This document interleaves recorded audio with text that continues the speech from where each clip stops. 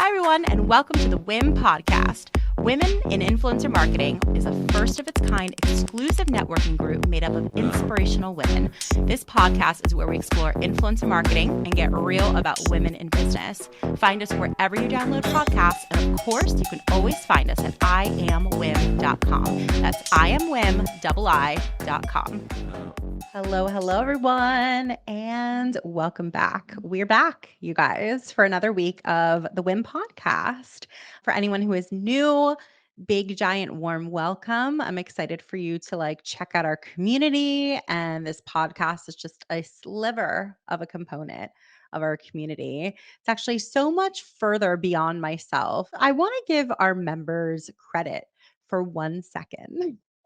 And you guys are listening. You guys are really diving in so heavily to our virtual resources and chiming in every day to our private Facebook group and our Slack community and coming to our IRL experiences. I just want to give you credit because credit is freaking due. This community would literally mean nothing if it wasn't for you guys. No one's showing up to hear me. People want to hear from our guests. People want to hear from our members. And you guys are just constantly leaning heavily into the community. And it would be nothing without you guys. So, huge shout out to you guys. I also hope that you guys are tuning in on YouTube. Follow us. We're at WIM on there. It's the only platform that we got WIM, guys. The only one. So we gotta appreciate it. So subscribe to our channel on YouTube. You can also see the visual, which is just fun to see our guests in the flesh on Spotify as well. Because Spotify is so cool now. For the past it's been at least a year that when we upload, you can watch your favorite podcasts. I'm not presuming that it's us, but you can watch all your favorite podcasts, visual one, watch them. I love watching podcasts. I just sit on my couch and pull it up on my TV. I'm not really doing it through Spotify. Honestly, I'm doing it through YouTube. But anyways, I encourage you guys to check it out. And if you're podcast listeners, you might become podcast watchers. I promise. It's really fun. All right. So before we get into our awesome guest today, Robert Freund, who I'm going to introduce in just a sec, I also want to remind you guys that on March 15th, coming up so soon, we have our next influencer marketing job fair where you can get hired or hire from our community. It's at 6 p.m. We've done it before. You probably have gone. It's absolutely incredible. And it's going to be the highlight of that week for sure. So the next event, and then I will tell you where to sign up. But the next event I also want to make sure is on your radar is March 28th, which is the Best in Influencer Tech event. We have hosted this. I think this is our 6th time hosting it. Don't quote me on that number. It's 6th or 7th. Anyways, it's the marriage of two things that I personally love: influencer marketing and technology. So we have incredible sponsors for that event that are coming in. It's completely free to you. It's why we're super grateful to our sponsors for allowing it to be completely free, where you get demos of their latest and greatest product offerings. So I'm just a huge component for you are working hella hard at your job, and tools are incredibly important to amplify all of that hard work that you're doing. So the Best in Influencer Tech event, that's why we do it at least 2 times every single year. We have for the last 3. It's a great event. Again, it's completely free and you just get to sit back and compare, contrast, and see the latest and greatest in influencer tech. I cannot recommend it enough. It is probably my favorite event that we do. It's why we do it so often. So you can find out information on those events and also others that we have coming up. We're doing more in-person events, so keep an eye out for those. Go to iamwim.com/events. And of course, we will drop that in the show notes. All right, you guys. So I am now going to introduce to you our special guest of the hour, Robert Freund. He has his own law firm called Robert Freund Law. And a little bit about him. So he is an experienced advertising attorney and advisor. He focuses his practice on social media marketing and e-commerce issues specifically. You might have seen him on his social channels because I know I follow him and sometimes we repost his stuff. It's so good and insightful. So before opening his own law firm, he honed his legal skills working for another incredible law firm, one of the largest and most respected international law firms. In fact, he's lectured about advertising law at the University of Southern California and the University of San Diego. And he's also been quoted in incredible publications you've definitely heard of, like the Wall Street Journal, the New York Times, and Vox on all of those issues. He was named Southern California Super Lawyers Rising Star in Media and Advertising for the last bunch of years from 2020 to 2023. Let's hope that he gets it for 2024. I'm super excited for you to meet Robert.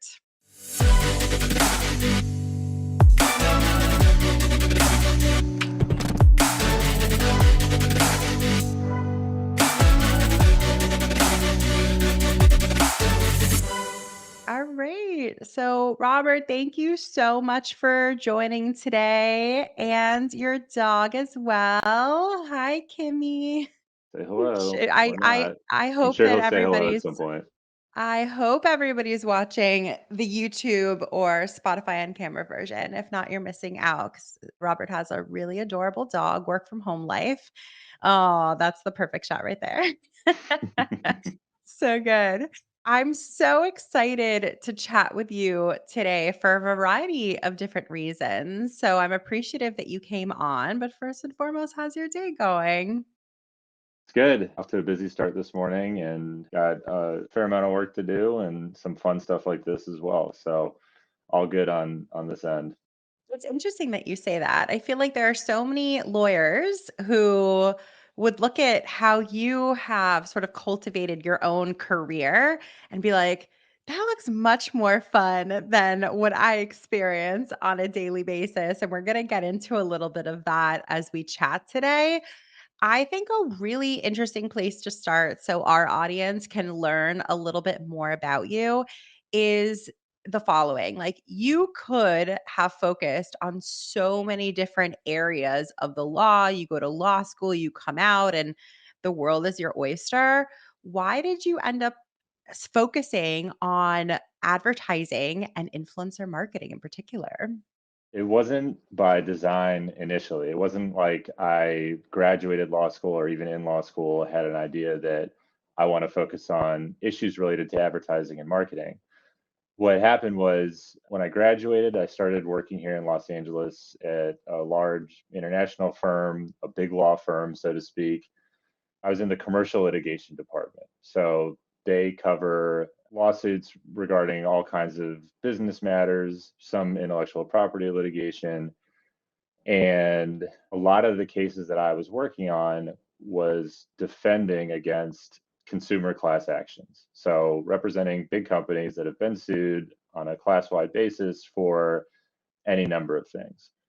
In California, there are a lot of, well, definitely more than in other jurisdictions, a lot of consumer class actions based around false advertising claims. So whether that's deceptive pricing or some kind of misleading claim in an ad or something like that, California is a place where there's a ton of activity around those sorts of claims. And I found that working on those cases versus financial disputes or real estate litigation or something like that, the subject matter is just more interesting to me inherently. Like reading about the psychological side of advertising and how we're applying these laws that in many cases were written a very long time ago and trying to catch up to how innovative marketers are changing their tactics and seeing how the legislature responds and then how the court interprets what we have and applying it to advertising cases. It was just more inherently interesting to me than anything else I was doing. And it's the kind of stuff that I'll read about on a weekend just because I'm interested in it. And so I was at that firm for close to 7 years. And towards the end of my time there, we had more and more clients who would come to us to serve as sort of like an outside general counsel type role with respect to their ads. So before any lawsuit or dispute is even on the horizon, they'd say, for example, we're about to run this ad campaign promoting our new video game. Can you take a look at what we're about to do and let us know where it falls on the risk spectrum, stuff to avoid, Have our competitors gotten in trouble for this sort of thing? And I like that a lot more than doing the actual litigation. There's more control over your time. Clients are usually less upset when they're not trying to get out of a lawsuit. And so we can discuss this a little bit later, but when I decided to leave that firm and start my own practice, I thought what I want to do is focus on that litigation avoidance type work to try to help people keep the money they've made by selling things online and avoid litigation in the first place. And because the advertising subject matter was the most interesting to me, I thought my goal is let me build a practice where I can do that type of work full time. And here we are. I mean, that's incredible. I think it's really interesting to hear about your professional journey, but also see it play out because I follow you on social media. That's how I found you in the first place because a lot of people in the WIM community definitely follow you and like share your stuff and talk about the interesting posts that you're posting. So I love that you're combining all of those things to be able to like get these interesting topics out to the masses using social media, making it fun, making it, educational, and also, of course, it just supports your business. And as a business person, I think it's like phenomenal to be able to be, leading the charge of your own marketing efforts. So I love exploring everybody's unique path. And I love sort of a role that feels different from the rest. So, is there anything in your career journey that you think is like a little unexpected or unique or something that we might not know about that you think is worth mentioning? Because there might be people watching this and be like, how do I get in Robert's shoes? Or like, how do I explore that for myself? Is there anything you think we should know? Yeah, I think that especially the feedback that I get from lawyers, there are a lot of lawyers who are in my position, getting more senior to a large firm, questioning whether that's what they want to stay doing. And they're not sure if they really can just leave and start their own thing. It's a pretty daunting thing to try to think about. You're taking on a significant amount of risk in terms of what you're getting paid at a large firm versus trying to do your own thing. And it turns out there are a ton of resources available online, and there's communities that will basically give you step by step instructions on what you need to get in order and how to start a firm with not as much money up front as you might think. And it certainly takes planning and preparation and a little bit of risk tolerance, but you can be operational in not a lot of time and without very much upfront expense. Like you don't necessarily need to have a physical office in a high rise. I do have an office that I use, not today because I'm helping take care of my dog today, but I didn't at first. And I didn't need very much more than, email, a couple pieces of software that help me run the practice, and an address where I can get mail. And then from there you can scale up as necessary and however much you want. So, and I think that applies to anyone who's interested. Maybe you work at a larger ad agency and you want to start your own thing. It's simpler now probably than it's ever been to start your own business and get it off the ground without a ton of overhead that you might think would hamstring you. I love that you're saying that so much for a bunch of different reasons. I hear so many people, I mean, even people today were pinging me, being like, oh my God, I got laid off. Oh my gosh, like, what do I do? Where am I at? And isn't it interesting that the entrepreneurial route used to feel the most risky? And Mhm. now, your livelihood could be, just taken from you in the drop of a hat because people are just like laying off folks from their company and the economy is wild, and it almost feels as if being an entrepreneur you're a little bit more in control of your own destiny. So I love that you're bringing this up, and I think there's a high likelihood that it could feel reassuring to hear from a lawyer like yourself that starting your own thing is less cumbersome than one might think. So are there, from a legal perspective and, from doing it yourself, is there anything in particular that people should keep in mind? People should make sure that they check these boxes. Does it depend, I assume, a little bit on where they live? Is there any advice that you can give for just people wanting to start their own businesses? Yeah, I think having a plan in place, of course, that sounds like such a simple thing to say, but it's really important in terms of what kind of services you're going to be offering through your business, how you're going to set it up, and where your operating comes into play a bit. But the very basics, once you have your roadmap and your plan set up in terms of timing and so forth, is as soon as possible, make your business a separate legal entity from yourself. So whether that's typically through like a single member LLC or a corporation, depending on what your accountant tells you makes the most sense from a tax perspective. But it's really important to have that legal separation between you as a sole proprietor and this separate legal entity that's your business if you're doing any significant amount of business. And I would suggest doing that pretty much in all cases as early as possible because you get such a benefit in terms of exposure of your personal assets in case something goes wrong.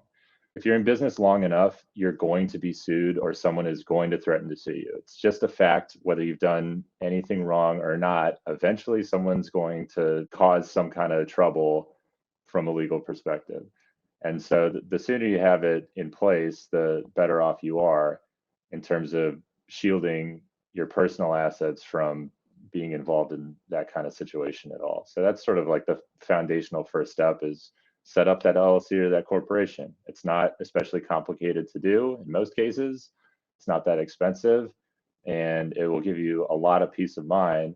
And then it gives you a foundation to build from a lot easier, whether that's taking on contractors or eventually hiring employees or engaging the services of vendors or what have you. Running all that through the business entity rather than you individually is a really important step to take. Question. Let's say from the beginning, you want to start a business, but you're like, I don't know, is this ultimately going to be just me as like a solopreneur, or am I going to grow this into like an enterprise sized corporation? Are there Mhm. different approaches for how you start, or do you start in the same way? A lot of the conversation of choosing what entity to set up, whether it's an LLC or a corporation or maybe a partnership or something, is a tax driven question that your CPA can help you answer.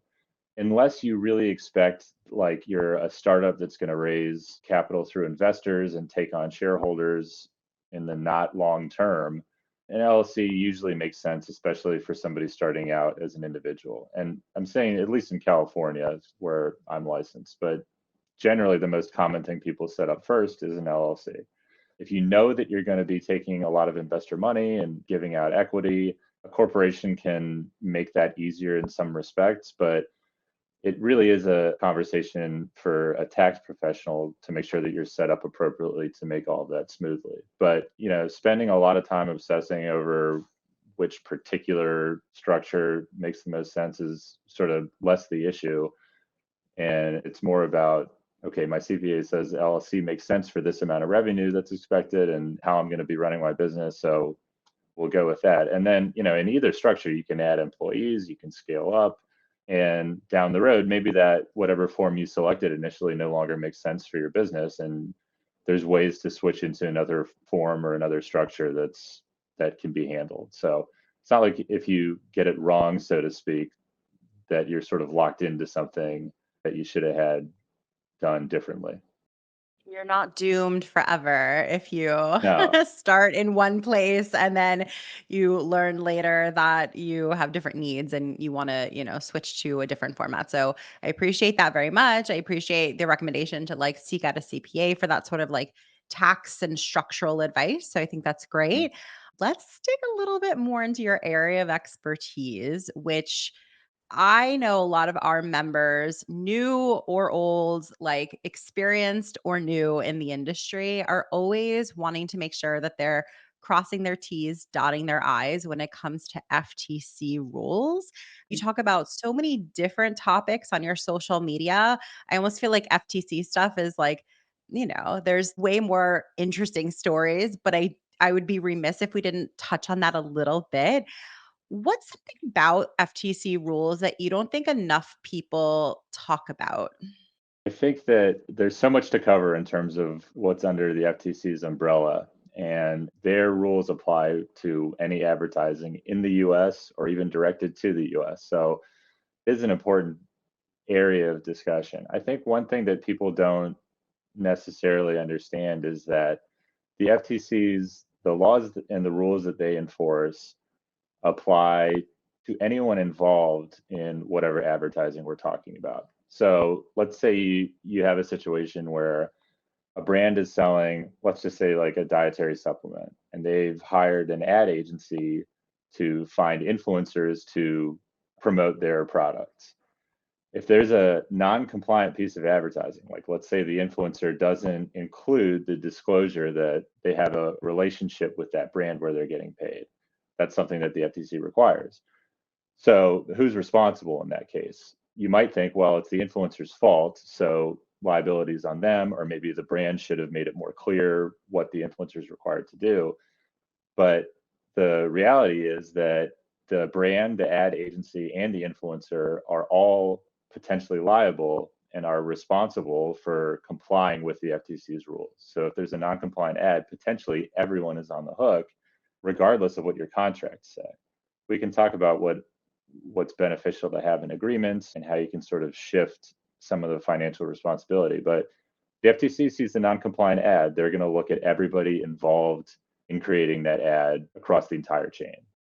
Common is it for people to really be held accountable these days? I feel like it's definitely changed over time, like maybe 10 years ago, like, when there was a big case or whatever, it was like very rare to hear about that. And I felt almost as if it was more common to see people post ads all the time without any disclosures. And you're like, these people like seem to be fine. Nobody's coming down on them. Like, is it really necessary to disclose? And of course, everybody will say yes, but are there really consequences that people are seeing? And like, are there any specific stories that you think are really important for our audience to know about? Yeah, absolutely. The FTC is becoming more and more aggressive about policing disclosure rules and some other issues that are sort of top of mind for them, like manipulating customer reviews, claims about if a product's made in the USA or it's not, and some other topics that they've identified as being priorities for them.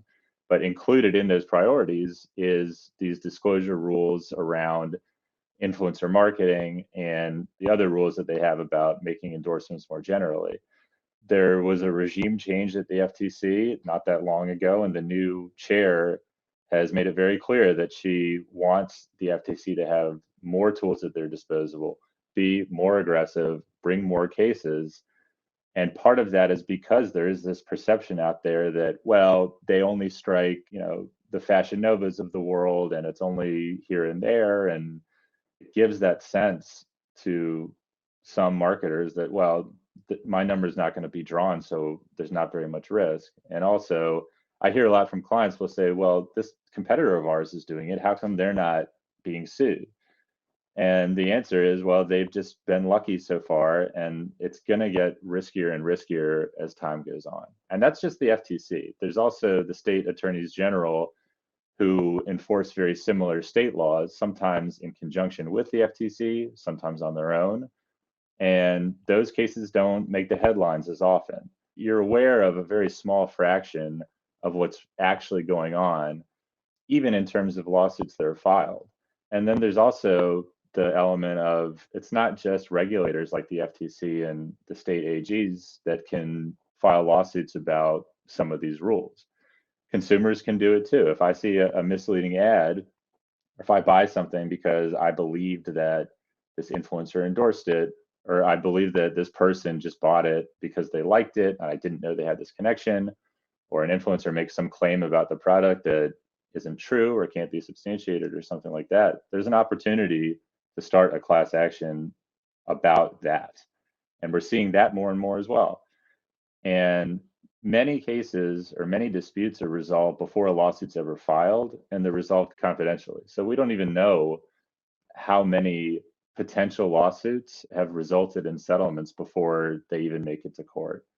So it's true that, in some ways, like you're rolling the dice. Maybe you'll get away with everything forever, But that is becoming less and less likely as time goes on, especially because the FTC has been open and clear about how much more aggressive they intend to be. And that's been playing out as well. There have been more cases brought by the FTC around the issues that I talk about. So interesting. All right. So if you could give us like an FTC lesson, little brief lesson on like how to disclose, is it hashtag enough? Does it have to be the branded partnership label? Can it be one or the other? Does it have to be above the fold? Like, what are the rules that everybody should be aware of for compliance? Yeah, I'll start by saying the FTC has their own documents that go into, they have one document called the endorsement guides that goes into great detail with a lot of examples that I couldn't possibly cover. They also have a document called Disclosures 101 for influencers. It's like 2 pages long, and it tries to summarize what I'm going to talk about. So if we just want to focus on disclosures, the rule is this: anytime that there's what the FTC calls a material connection between an advertiser, like a brand, and an endorser, like an influencer, that material connection needs to be disclosed to the audience if it's not otherwise obvious. Like you see an ad on TV, you know it's a commercial, you know that whoever is in it is promoting the brand. So we don't need like hashtag ad on TV commercials. The reason influencer, or part of the reason influencer marketing is effective, is because it doesn't immediately feel like advertising. And the FTC's policy, or part of why they have these rules, is people should know when they're being advertised to. So that material connection is any relationship that would affect the weight or the credibility that a consumer would give to the endorsement. So if I see a video of somebody talking about a pair of shoes that they love, it might matter to me when I'm making a purchase choice to know that they got those shoes for free or that they're being paid to promote them. That's the idea. So that material connection, certainly if you're paying an influencer to promote something, that requires disclosure. But it's not just payment. If you're giving someone product for free, even if you don't specifically ask them to make a post, the FTC's position is if they post promoting that product or talking about it, they need to disclose to their audience that they were given it for free. Other relationships are if you get a discount code or if you're given some kind of benefit that's not available to everybody. Or if you're an employee of a brand and you go on Twitter and talk about how great the new product is, if it's not obvious that you work for the company, you need to disclose that. Family relationships, if your spouse has some new product that they're launching through their brand and you talk about how great it is, and it's not obvious that you're their spouse, that is another material connection that you have to disclose. So that's sort of, in a nutshell, the situations that require a disclosure. And then the next piece is like, well, how do I go about doing that? Do I have to use hashtag ad? Do I have to use a certain hashtag? You don't necessarily have to use a hashtag at all. Hashtag ad is one of the ways of making a disclosure that the FTC says is generally appropriate for any type of material connection. And so is hashtag sponsored or hashtag brand name partner. They specifically don't like things like abbreviations like SPON or just SPON or just hashtag gifted or something like that, because to them, that doesn't clearly convey that this is a commercial relationship, that it's sponsored content. So the way to understand whether your disclosure is compliant is the rule is that it has to be made in a way that's clear and conspicuous, which basically means in a way that the audience can't miss. So in terms of above the fold, below the fold, it's important to think about this in terms of where the content resides and like what the platform allows you to do, and also the format of the content. So if we're talking about an Instagram static post caption, and you're going to use hashtag ad or just the word ad if you don't want to include the hashtag, the FTC has been very specific that that needs to be above the fold, so to speak, meaning a person shouldn't have to click or tap more to see that disclosure. And that specific issue came up in a case a few years ago against a brand called Teamy that was running a very large influencer campaign and had celebrities like Cardi B and a few others. Those posts included hashtag Teamy partner, which would be acceptable, except that the hashtag disclosure was underneath that more, which made it not clear and conspicuous. And that case settled for over $15 million. So we are talking about like that specific level of what regulators are looking at in terms of how a disclosure is made.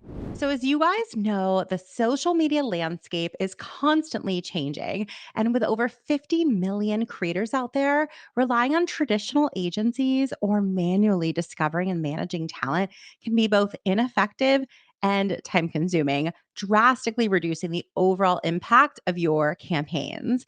To unlock the full potential of your influencer marketing campaigns, you need a smarter and a more effective way to discover all types of creators to accelerate the customer journey. You guys need to know about Maverick. It's the industry's trusted influencer marketing management platform, transforming the way enterprise consumer brands search and partner with the right creators, manage and scale their programs, and measure campaign effectiveness and ROI. I want you guys to check them out. Tell them that I sent you. Just head to maverick.co. That's MAVRCK.co. They're an awesome company to partner with. And out of curiosity, so who was on the receiving end of that judgment? Was it the brand? It was the brand in that case. They didn't go after the individual influencers in that case, but the FTC has sent hundreds of warning letters to influencers about this issue. And a lot of people like me who watch the space, it appears that the FTC is more interested in holding individual influencers accountable. And we know that because they put out documents like the disclosure guide for influencers that says in bold text, disclosure is everyone's responsibility. Don't just rely on the brand and so forth. And generally, when the FTC comes out with new guidance or new documents, enforcement actions and lawsuits about that subject matter follow pretty shortly thereafter. So in that case, it was And the so brand. if they were going after an influencer, Mm. what's reasonable to expect in terms of like how much money somebody could be out? And I feel like there's like legal fees to consider and like a judgment to consider. Like, what's at risk here? It's hard to tell exactly how the FTC comes up with the amounts that they settle for and why and in what context. They haven't historically been very consistent about that. You'll see two brands of similar size do the same thing wrong, and then, oh, we've agreed to settle for wildly different amounts. But in the context of what we're talking about, the FTC has the authority to impose civil penalties for violating Section 5 of the FTC Act, which is what we're talking about. If the person they're suing has violated a previous order, like the FTC has gone after someone and you've agreed that, okay, according to this order, we're not going to do what you've accused us of doing again, or without getting too into the weeds about it, there are other situations where if you have noticed that a certain advertising practice is unlawful according to the FTC, and then you do it, these civil penalties apply. The maximum civil penalty for a violation of Section 5 is a little bit over $50,000 per violation. And if the violation is ongoing, that can be that $50,000 amount per day that the violation continues. So in theory, if you are an influencer and you put up 20 pieces of content that don't have the appropriate disclosure, you're looking at 20 times 50,000 potentially times every day that the content remains live, which gets pretty out of control pretty quickly. And you're going to have to hire a lawyer to deal with it and get you through the process of dealing with the FTC in the first place. So we haven't seen a case like that yet where the FTC has thrown the book at an individual influencer for violating these laws, but it's not out of the realm of possibility. I should also mention, like, that's not the only legal risk. You're also probably, if you're working with a brand that's sophisticated, you're probably going to breach your contract if you don't comply with the FTC's rules. Like most brands that know what they're doing will include in their contract, like you agree that you've read and understand these rules, that you'll use this hashtag, you'll put it in this part of the content. And if you don't, then you breach the contract and there's repercussions for that. Not to mention the PR aspect of it, like we saw with Michaela and the whole Lashgate thing. Like, even if you could argue that she made the right disclosures, or even if she didn't use the fake eyelashes in that specific context, consumers are much more quick to cast criticisms at influencers today for not being transparent or not disclosing. And so, legal issues aside, it seems like the environment is much more primed for audiences to lash out at influencers that they suspect or believe aren't being completely truthful. To lash out. Pun intended. I love I it. didn't even mean to do that. I love it. I love it. So, I'd like to focus also on some of the smaller companies that don't necessarily have all of their ducks in a row yet. Some of the larger agencies or brands been doing this for a while.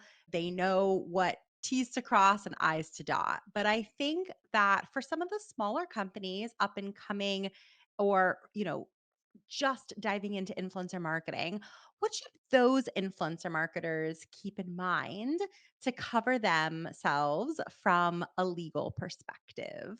Yeah, I think that this is a good place to pivot away from just the FTC discussion. I think, like I mentioned, it's important to have something in your agreement where the influencer acknowledges and agrees that they're going to comply with all advertising laws, including the FTC's endorsement guide. So at least you have that in case some regulator wants to investigate you. You can say, well, look, we have this in our contracts. We have some kind of monitoring and compliance program in place where we'll look at content that's out there and ask influencers to correct it if it's not compliant. That's pretty critical to have in the agreement.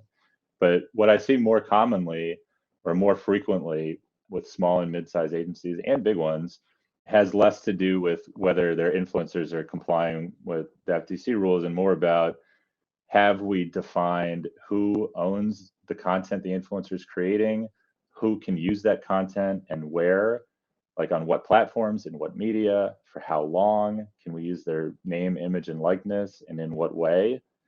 Those ownership and usage rights in terms of the content that's being created is, I would say, the most critical part of your agreements to get right. For example, maybe you've contracted with an influencer and they agree to post an Instagram story or a video on their Instagram page. And that's all the contract says. The brand then takes that video or that post and reposts it on their page. If the brand's agreement doesn't say they get to do that, then they have a copyright violation on their hands, potentially a violation of the influencer's publicity rights. And those kinds of disputes are very tricky to try to get out of. And usually you end up having to pay, as the brand, significantly more than you would have paid to have your agreements drafted correctly in the first place. So that kind of dispute comes up much, much more frequently than the FTC stuff does. That is really, really good advice. And I hope that everybody listening writes that one down. I'd also love to chat with you from the influencer or creator's perspective. What should influencers keep in mind to cover themselves from a legal perspective? Because you're talking about a $50,000 fine per day. And like that makes me so anxious. Even just thinking about it. So basically, like, what should influencers or creators, all these people who are, doing incredible work and maybe don't know, what should they know? What should they keep in mind?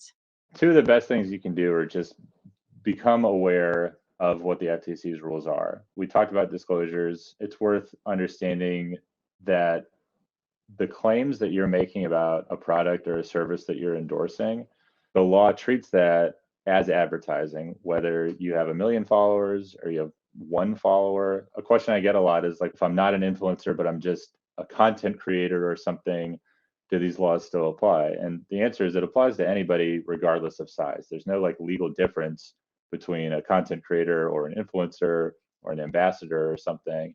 And there's no like audience size threshold where these rules kick in. If you're promoting or endorsing a product or a service and you're getting paid or you have free product, it's advertising and it's treated as the brand's advertising too. So one of the core truth in advertising principles that goes into the FTC part is that every claim made in an ad has to be truthful, not misleading, and substantiated. And in the context of influencer endorsements, whatever you say about a product has to reflect your actual experience with that product and your honest belief. So if you get sent a product and you haven't tried it, and you go and make a piece of content that says, this is the best thing I've ever used, you're violating the law because it's not true and it doesn't reflect your actual belief about the product. And the reason an influencer should care about that is because you're potentially getting the brand in trouble if someone wants to make an issue out of that, whether it's a regulator or a consumer who felt misled or a brand's competitor. Competitors can sue under a different law for false advertising. And that has come up in the context of one brand saying, hey, our competition's having these influencers say X, Y, and Z, and we know that's not true, and we know that they didn't use the product in the way they're saying, things like that. So make sure what you're saying actually does reflect what you believe about the product. Just having an understanding of the disclosure rules will allow you to get a baseline sense of, is there a disclosure here? Did they ask me not to make a disclosure? If any brand ever asks you not to make a disclosure, you should not work with them. That's one of those, like, very rarely give hard no's to things and try to make relationships work. But for me, that's the kind of red flag that's like, I'm not going to work with somebody who's asking me to break the law. Beyond having sort of like a baseline understanding of what I just talked about, really understand your contracts. I've seen so many situations where a creator has inadvertently given away the right to use their own name or image forever in a certain context, or they didn't realize that this video they're shooting is going to then turn into a YouTube ad with like $1 million ad spend behind it. Or they didn't expect that because I promoted this fashion company, now my face is on the billboard for some medication that I have no relationship to. Those kinds of things happen. And it's because they haven't taken the time to ensure that they really understand everything that the agreement says. So really having someone, either yourself or someone on your team, look over an agreement to make sure you're not giving up anything more than you wanted to, and make sure that you're getting everything that you do want to get, is probably the most important thing that I would recommend. Yeah, like don't be hesitant to redline an agreement or raise your hand if the contract doesn't align to what you agree to in email. So, related to this, I also want to ask you for some practical advice for our listeners. We hear stories on this podcast, or we see them in our Facebook group or our Slack communities where influencers have been scammed or just taken advantage of. And after reading these stories, I can imagine they or their managers can feel nervous or disempowered of like what to do if they experience something like that. Like they're the smaller entity in comparison to the larger agency or brand on the other side. So, what practical advice can you give to the smaller business owner or the solopreneur in our industry who wants to protect themselves when someone violates a contract? What can they do? Yeah, I hear you. That it's, even thinking about legal process is very intimidating, especially if you've never gone through it before. And a lot of times, like, the cost of doing something about whatever the issue is will outweigh whatever you get out of it at the end. But not always. And it depends on what the issue is and where you're located. So, for example, in California, somebody violates my publicity rights, I have the opportunity to recover my attorney's fees if I prevail, which makes it much more appetizing for a lawyer to potentially represent me in that case, because the longer it goes on, and these cases are generally not that complicated. Like, you either use my image in it for a commercial purpose without my permission, or you didn't. There's some very nuanced ones, but the majority of the disputes aren't that complicated. And if I'm the lawyer that knows I'm not just going to get an hourly fee out of this, I'm going to potentially get, the attorney's fees award, and I might want to take this on contingency. You're much more likely to get a lawyer interested in taking that case. And the cost to you will be, if it's taken on contingency, it would be nothing. That's not true in every state or with respect to every dispute. But I mention that because if you do have some kind of issue going on where the thought has crossed your mind, like, is there something I can do legally about this? Talk with a lawyer in your state about it, just to see what your options are. And a lot of lawyers are happy to have that discussion with you just to see what might be available, because it might be a win for them. And at a minimum, they're helping educate somebody about what's going on. So don't just immediately think that, or assume that, well, this issue is too small, it's going to cost me more than I get out of it, so I should just not explore it. always explore it just so you know what your options are. And then the other piece is less of like, here's what you should do legally, and more just do as much diligence as you can on whoever you're about to engage in business with upfront. There are tools available online that will give you a little bit of insight into who the person on the other end of the deal is. If you're a creator and you're about to work with a brand or some agency, figure out what state they're located in and see if you can find their business name in the Secretary of State database. If you can't, that's a red flag. See if you can find out if anyone else has worked with those people. If you are working with somebody who's proposing to be your talent agent, many states, California, New York, and a handful of others, require licensing for talent agencies. And if they're not licensed, then you don't owe them any money. They can't take agency fees from you. So there's registries for licensed agencies as well. If they say they're based in California and they're a talent agency, look them up. If they're not in that database, I wouldn't work with them because they're already lying to you at the outset. So as much investigation as you can do on your own and talking to other people in your space who may have experience working with that brand or that agency. Or on the other side, like, has anybody had an issue with this creator? Is their follower count real? Like, what else can we learn about them before you sign something is really important to do. I appreciate that so much. I think that's the real world advice that everyone is going to benefit from. Like, let's save each other from this nightmare experience and, reach out to Robert when you have like hopefully that once in a blue moon experience where you might need to litigate or you just need a little bit more advice. But like, let's save each other. Let's look out for each other and have each other's backs. You share a lot of really interesting stories on your social media. I love following what you're doing online. What was maybe the craziest case that you've covered that you think your audience was surprised to learn about? Yeah, it's a funny question. I was thinking about how to answer that one because it's hard for me to tell what surprises my audience. So I asked the question to my girlfriend yesterday, and she was like, "Oh, the Bumble one, easily." And I was like, "Oh yeah, people did engage with that one a lot." So there's a class action lawsuit against Bumble where they agreed to pay $6 million to settle it. And the allegation was that Bumble discriminated against straight men because if a man registers for Bumble and they set their preference to interested in women, only women can send the first message. And California has a law called the UNRRA Civil Rights Act that prevents businesses from arbitrarily discriminating against people on the basis of a class like age or gender. So the allegation was women get this benefit that men don't get, or that men who identify a certain way don't get, and that's gender discrimination. And the case got far enough along through the courts, Bumble tried to dismiss it. They lost the motion to dismiss, and then because that law allows for you can get $4,000 for a violation of it, 4,000 is not that much, but when you multiply that by every man in California who's signed up for Bumble since 2016 who identifies that way, the number is unbelievably large. So Bumble thought it was worth it to pay 6 million to resolve that. It was the kind of like really discrimination against straight guys is the case here, but yeah, people seemed surprised and intrigued by that one. I'm intrigued by that. That's like a pretty wild story. I had no idea about that one. I must have missed it. So, wow, $6 million. Holy shit.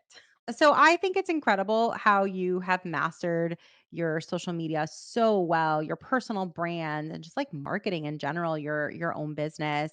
How did you get to that point? What tips can you give to our audience? Like basically, how did you master this and how are you doing it so well? It's something I think about a lot, and I think it's a combination of luck and just being consistent.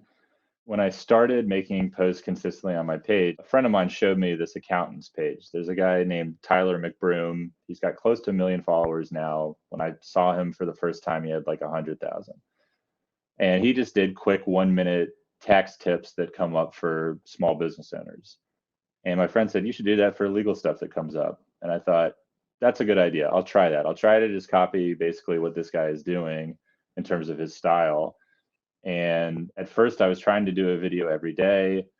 That's not really sustainable for more than a few months. So I tried to switch it up with static image posts about new cases that people might find interesting.